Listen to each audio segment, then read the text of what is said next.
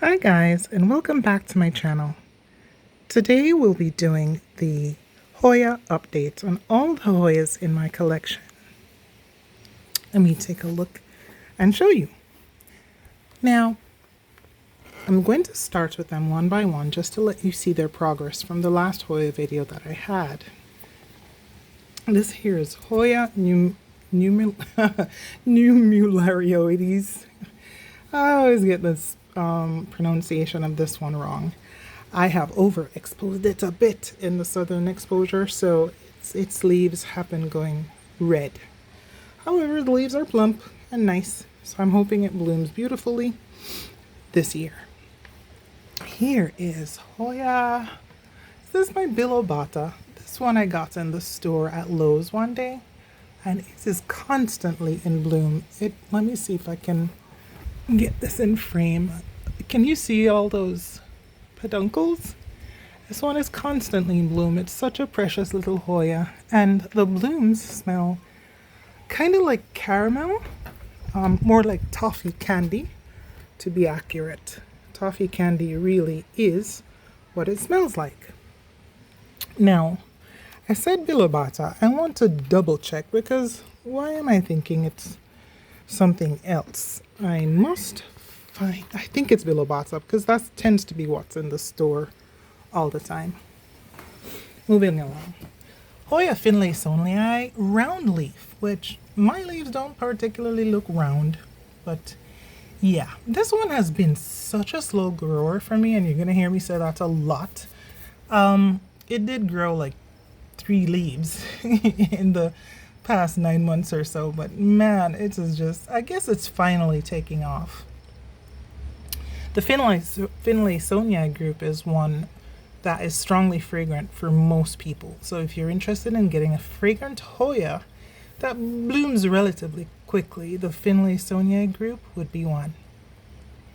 Now this, I just propagated this guy and cut off the top of it. So this is my mother plant basically.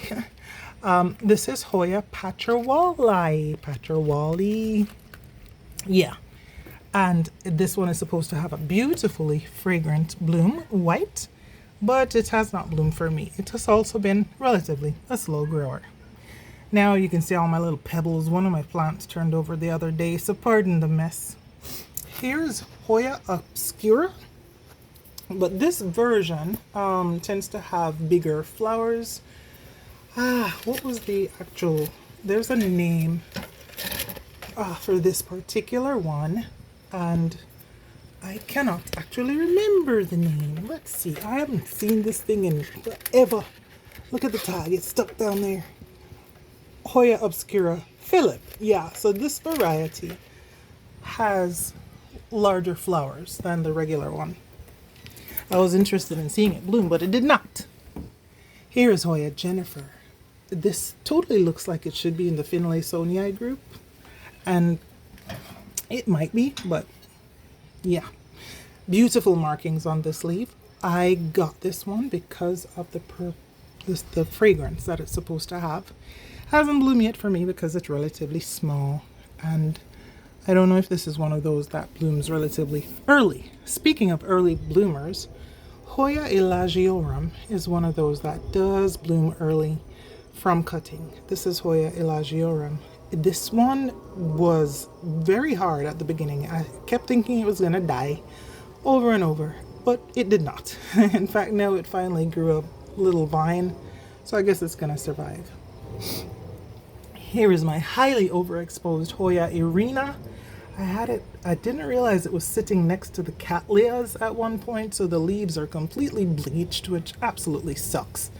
Irina is another one of those with a strong fragrance when it blooms. Mine, of course, was a cutting and is still a baby. Back here we have Hoya, what was this, Limoniaca? What was the name of this one? Oh, no. It was Incressata. Yeah, oh geez. Yeah, Incressata is an easy grower and tends to give me no problem. It was a cutting when I first had it, and it has grown beautifully since then. No blooms yet though. Now this guy recently took off. It was tiny at first, And now it's just looking nice and full. I keep wondering if it has any peduncles anywhere, and I haven't bothered it, so I didn't want to actually. Let me see. Yes, Hoya parasitica, and R01 is the name of this cross. So, it's supposed to have pinkish flowers. Wait, is this the one with the pinkish flowers? It might. So I got it because of the scent it's supposed to have. Hee. Here's what's left of my Hoya calycina stargazer. This one actually took a hit when the freeze happened, but I just realized in the pot there's new growth. There's new growth at the top of that one as well. I had to reroot them and it actually survived. So there you go again. Another example of do not throw your stuff away because it might not be as dead as you thought it was. Here's a no ID Hoya pubic calyx, which is very large for me. It hasn't bloomed yet though, so we'll ignore her for now. Whoopsie. I got a vine right here going somewhere on my Hoya. This is let me take it out the corner. It is all the way stuck in this corner. This is Hoya fungi, and I did not like how it was looking. I was growing it way too bright, and now it's greening back up again. I had it completely overexposed. It has bloomed before, and if it would focus, is going to bloom again. So it's a very nice plant to have. For the fragrance, they're saying there's supposed to be a nice fragrance. I haven't gotten a nice fragrance. I didn't really like the fragrance at all. Anyhow, this is Hoya pubic calyx pink silver. In fact, I'm calling it pink silver because it didn't have a no ID, but it didn't have an ID. But I am only saying that because of the color of the leaves itself. It's a pubic calyx variety that is slightly speckled and produces its pink flowers very frequently. So I like that, but I don't know the name. So don't take me for my word here. I don't think it's pink silver at all. Unless I had a confirmed ID, I can't call it that. What is left of my Patricia? This one was highly damaged in the freeze. I ended up rooting 2 pieces, and from what I can see, it is starting to grow again. So it didn't die. It's still chugging, still plugging. So I'm happy for it. Patricia is not strongly scented when mine bloomed, but it does have a beautiful floral fragrance. Fragrance-wise, Hoya excavata. This one is supposed to have a beautiful fragrance. Such a slow grower. I recently top cut it, so this is what is left of the mother plant. I got sunburn, which is why the leaves got a little yellow too. Growing Hoya in a southern exposure is not recommended, by the way. It makes them bloom, but their leaves start to yellow, and it's not desirable at all. Now, here is Hoya Huanguana. Anyway, it's supposed to have beautifully scented flowers. And recently, looking at it, it looks as if it is producing a peduncle at the end right here. And it's not very large at all. In fact, let me show you. See? Not big. So, it's pretty cool. I'm excited to smell the blooms, and I'm keeping it until it does, because that's really why I bought it. It's supposed to have a spicy fragrance, so I'm interested in seeing that. Now here is Rigida. Rigida has massive leaves. Look at that. So nice and big and pretty. And I haven't seen it bloom yet. It put out some peduncles, so I guess the blooming is near. Here I have my Hoya viola. This is another one of those varieties with beautiful leaves. This is mine. Look at that. Isn't it pretty? This leaf right here is massive. I love it. And it's growing some new ones. I will be keeping this one because I'm interested in smelling the supposed bloom. Then after that, I'll sell it. Anyway, this is Hoya parasitica spoonleaf, which you've seen in bloom on this channel multiple. Oh, it's growing a new peduncle. Look at you being good. It's not because I told you I'm going to sell you. Anyway, so that's it. It looks really nice today, doesn't it? And behind it is one that is not really super common. It's Hoya Hot Lips, a Michael Bernard cross.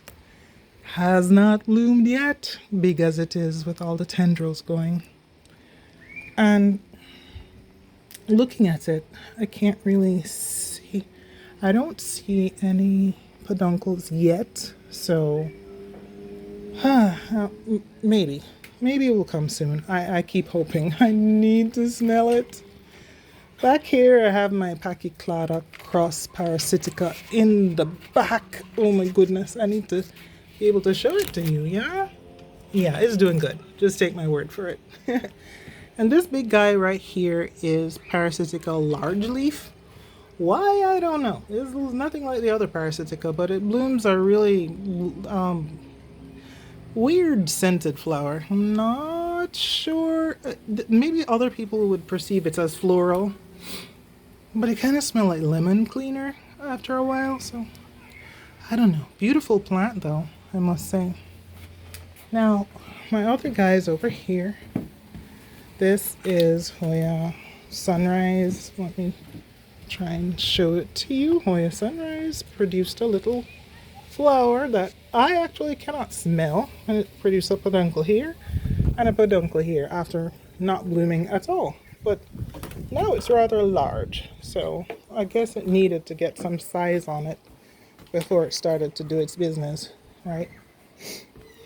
And the other one is let me try and take it out so you can see. Beautiful leaves on this. Was this verticillata albo marginata? Let me check the ID before I lied to you. I thought it was verticillata albo marginata, but I might be wrong. Yeah, verticillata albo marginata. I can't believe I remembered this. Yeah, so it has some peduncles that it has recently produced. So this one is probably going to be quite beautiful in the very near future. I can't wait to smell the flowers. So, trying to get it back in without hurting anybody. Ooh. This one here is my Hoya verticillata spearmint. I got this as a cutting from Miss Martha at Bob Smoley's. And it's doing very well. It had like 2 leaves when I got it, so it's doing just fine. So I'm happy about it. I can't wait for it to bloom because I heard that this is one of the most fragrant Hoyas as well.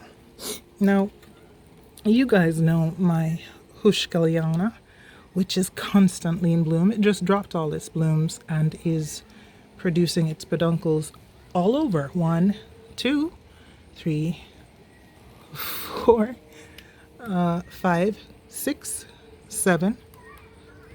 There was an 8th one somewhere, but every day I look, I see a new peduncle. This thing is a beast. It enjoys blooming, but I grew it rather. Ow, is that a bee? Oh my gosh!